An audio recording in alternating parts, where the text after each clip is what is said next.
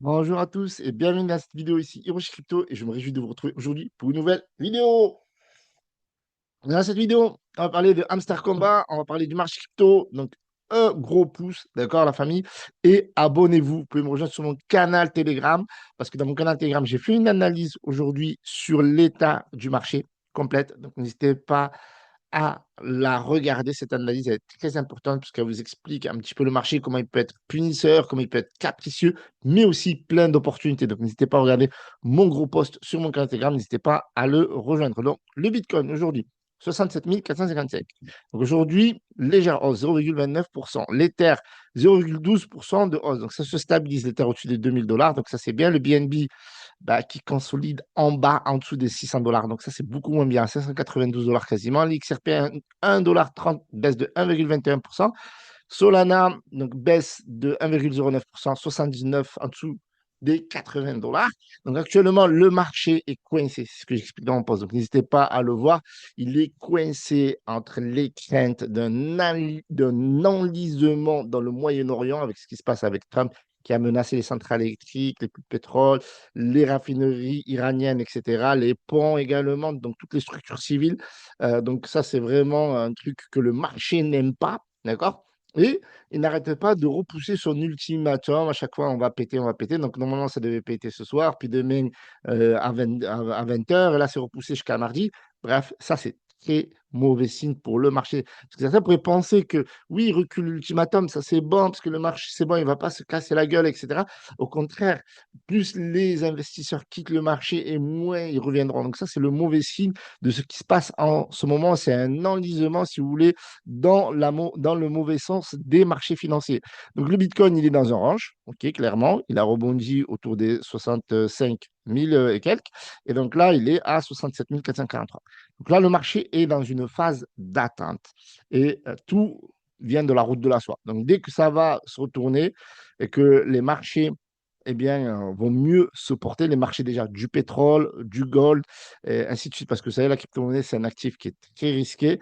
Donc forcément, il faut que les marchés les plus solides fonctionnent bien, que le baril du pétrole WTI ou Brent baisse, que le gold reparte. Et après, le Bitcoin, forcément, va repartir. Mais pour l'instant, on n'en est pas encore là, même si on pourrait penser que ça irait mieux cette semaine. Donc ça, c'est à voir dans les 48 heures à venir. Donc, vous voyez, c'est un peu compliqué. Donc maintenant, on va parler de hamster. Voilà, parce que je vous ai dit que dans cette vidéo, on allait parler de hamster combat, faire un petit peu le point. Donc, je ne sais pas si vous avez holdé du hamster. Est-ce que vous avez acheté du hamster? Est-ce que vous avez participé au fameux Tap to Earn hamster combat? Je vous avais fait quelques vidéos l'an dernier. Ça va faire presque un peu plus presque un an. Donc, je me suis dit, ça, l'idée de faire une vidéo bilan et d'éviter de faire ces erreurs-là ça pourrait être intéressante. Donc, Hamster Combat, il est venu juste après le Notcoin, qui avait eu un gros succès et il y avait eu un gros airdrop sur le Notcoin. Donc, beaucoup de personnes avaient gagné beaucoup d'argent avec le Notcoin, avec le airdrop voilà, de ce Tap to Earn qui était le précurseur. Donc, tout le monde s'est dit, c'est l'année des Tap to Earn. Et effectivement, c'était l'année des Tap to Earn. Mais pour Notcoin, c'était bien. Pour le Pi Network, c'était pas mal. Mais pour l'Hamster Combat, c'était une vraie carotte. Et d'ailleurs, j'avais fait une vidéo. J'avais fait une vidéo et j'avais dit que Hamster Combat, l'airdrop va être une grosse carotte. Donc, je vous ai parlé beaucoup et en même temps, bien sûr, j'ai analysé, je vous partageais des daily combos, je vous partageais des cartes, etc. C'était sympa. Mais derrière, qu'est-ce qui se cachait? Il se cachait une grosse carotte. C'est-à-dire que l'équipe s'en est mis plein les poches. Ils ont mis en place plein de stratégies de marketing qu'on pensait à l'époque qu'ils allaient utiliser pour développer le projet, mais que nenni. D'ailleurs, je vais vous montrer un petit peu parce qu'à un moment donné, on pensait que déjà l'airdrop, on va revenir sur l'airdrop. De mon côté, regardez les vidéos de Hamster Combat sur leur chaîne YouTube, en tout cas pour le côté French. Ils ont fait des vidéos avec des millions de vues, mais on va regarder juste le côté French. Après, je vous invite à creuser si vous avez envie de creuser sur les autres vidéos, les autres chaînes. Donc, regardez ici. Les plus populaires, donc il y a un an, quand le Tap to Earn était au sommet de son art, eh bien, il y avait des vidéos de 326 000 vues, 323 000 vues, 323. Donc, ça faisait beaucoup d'argent en termes de monétisation.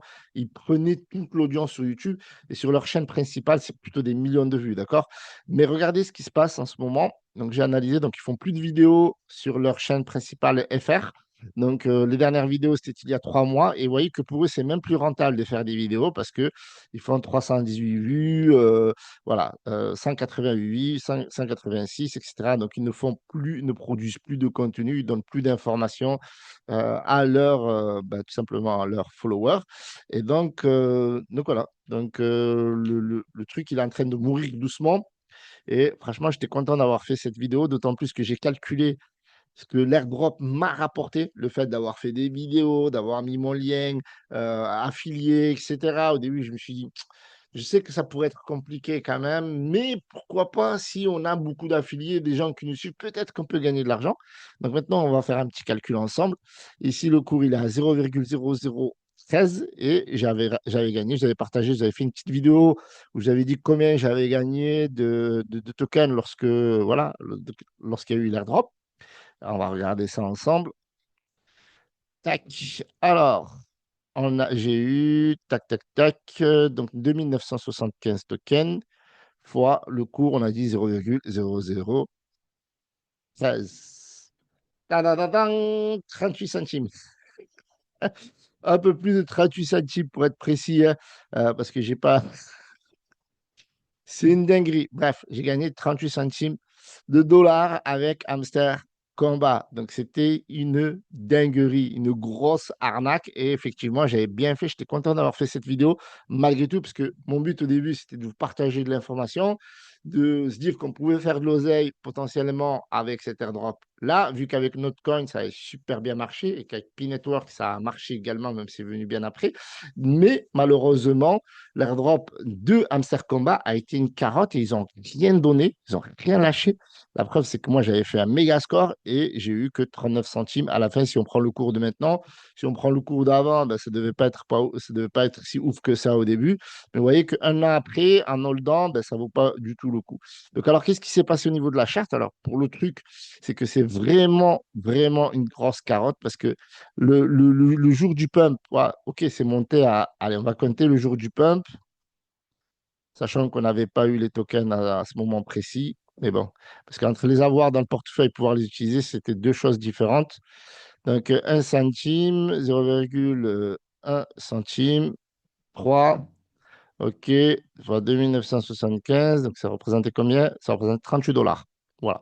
Donc, si j'avais reçu les tokens, bien entendu, à ce moment-là, et que j'aurais pu les vendre, ce qui n'était pas du tout le cas, parce que vous savez qu'ils ne libéraient pas les tokens tout de suite. Bah oui, parce que sinon vous allez vendre et que ça va faire chuter. Mais en tout cas, même 38 dollars, je trouvais que c'était nul parce que avec tout ce que j'avais fait comme contenu, la valeur que j'avais apportée, tout le travail que j'avais fait, etc. Donc, c'était que dalle comme airdrop. Après, voilà, s'il y a des personnes d'entre vous qui ont gagné 38 dollars comme ça, ou 30 dollars ou 20 dollars, ça peut être intéressant, mais en réalité, c'était nul parce qu'il y avait trop de monde là-dessus. Et c'est pour ça que j'avais fait cette vidéo. Il y a des gens, la majorité des gens, ils ont gagné des 1 dollar, des 2 dollars, mais parce que voilà, ils n'ont pas le même nombre d'affiliés que moi, etc. Mais je trouvais que c'était tellement nul. Moi, j'ai gardé les tokens. J'ai même acheté, à un moment donné, j'y ai cru. Malheureusement, pauvre de moi. Pauvre de moi, j'ai cru au token à un moment donné. Je me suis dit, c'est pas possible, il y a trop de monde là-dessus, ça va repartir, etc. C'est jamais reparti. Il y a eu un rebond ici, lorsqu'il est descendu à 0,002. C'est peut-être ici que j'ai acheté. J'avais peut-être acheté ici comme un con. Voilà, je me suis fait avoir. Et en fait, derrière, ben, voilà, ils ont fait d'autres airdrops et à la fin, le token, il coule, il coule, il coule, il coule. Et en fait, là où c'est vraiment une grosse arnaque au-delà, parce que, OK, le marché il est baissier, mais je vais vous montrer un truc. Dans mon analyse qui m'a percuté, j'ai pris le tableau comme ça, hop, j'ai mis le support structurel et j'ai regardé ce qu'avait fait Bitcoin à la même période, en fait. D'accord? Donc, si le marché il est baissier, chaotique, etc., on peut comprendre que Hamster Combat coule comme le marché, parce que si Bitcoin coule, la majorité des crypto-monnaies coulent, mais là, vous allez avoir un facteur X qui est très important. Donc, ici, on était le 9 juin 2025 et là, Bitcoin entamait une grosse hausse. Alors, regardez ici. Le 9 juin, on va se caler pile au même jour. Voilà. Donc, voilà. Donc, Bitcoin entame un pump qui l'amène à 112 000 et Amster Combat, lui, il fait tout l'inverse. Il fait un gros dump ici, il casse et derrière, OK, Bitcoin corrige un petit peu, mais rebondit et repart rechercher des sommets stratosphériques. Par contre, Amster Combat, lui, il va rechercher des chutes, des chutes en cascade stratosphériques pendant que le Bitcoin, ben, toute cette période, il a stagné en haut, comme on peut le voir ici. Il était sur le plateau du haut pendant du mois de mai, du mois de mai au mois de, allez, jusqu'au mois de novembre, jusqu'ici, on va dire jusqu'à la cassure du 13 novembre, on était sur un beau plateau au-dessus des 100 000 dollars.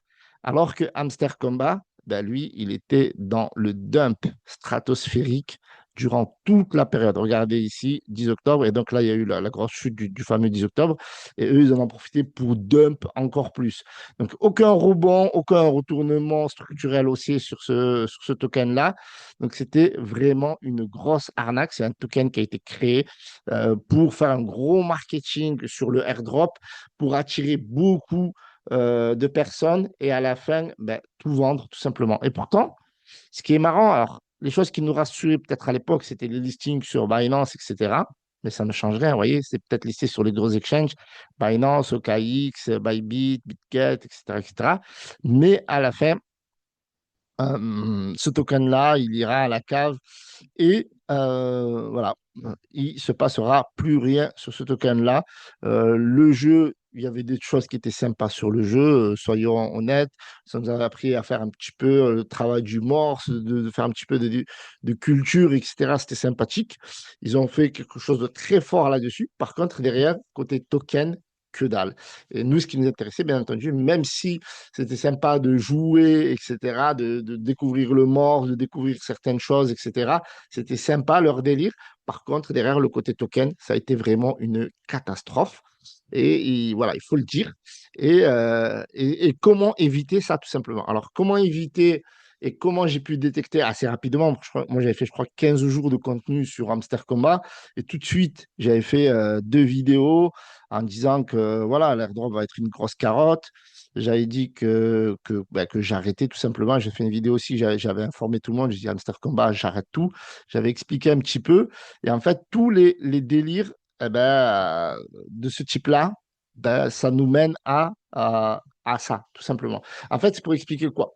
En gros, dès qu'on a un projet où le cœur central de ce projet-là, c'est un airdrop où il y a beaucoup de monde sur cet airdrop-là et que le marketing est orienté principalement airdrop, fuyez et n'achetez pas. Moi, j'ai fait l'erreur, comme je vous ai dit, d'acheter parce que moi, je pensais que là, il y allait avoir le rebond parce que je me suis dit, parce que vous savez ce qui se passe souvent sur les vrais projets, j'aimerais dire, il y en a eu pas mal comme Arbitrum, comme Aptos, etc. Au départ, ça pète les 2 premiers jours, voilà, les listings, les annonces, etc. Après, ça fait que corriger pendant un bon moment. Donc là, ça a duré très, très, très longtemps, quoi. Ça a duré de septembre jusqu'à novembre. Et au moment où il y a ben voilà, une purge de ces airdrops-là, derrière, le token repart.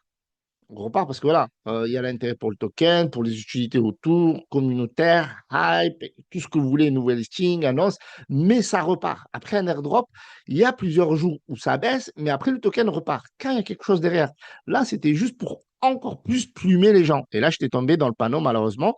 Je me suis dit, ben, pourquoi pas? Parce que moi, même si j'y croyais plus à l'airdrop et que ça allait être une connerie, que ça allait être une carotte, je me suis dit, le token pourrait survivre vu qu'ils ont des gros réseaux sociaux, parce que voilà, ils avaient des millions de followers, c'était le record du record. Ils avaient mis plusieurs mois à faire l'airdrop, tellement il y avait de millions de personnes qui les suivaient partout à travers le monde entier. Donc à un moment donné, quand on a toute cette visibilité, à la fin des airdrops, on peut légitimement se dire qu'ils vont profiter de ce flux de personnes pour lancer une hype et faire pump le token peut-être à des sommets historiques. Mais là où le bas blesse, c'est qu'un token qui est mondialement connu, et même vous, certainement que vous connaissez, aujourd'hui, vous regardez et il est à 8,6 millions de market cap et il a perdu 98,45% de sa valeur depuis le listing.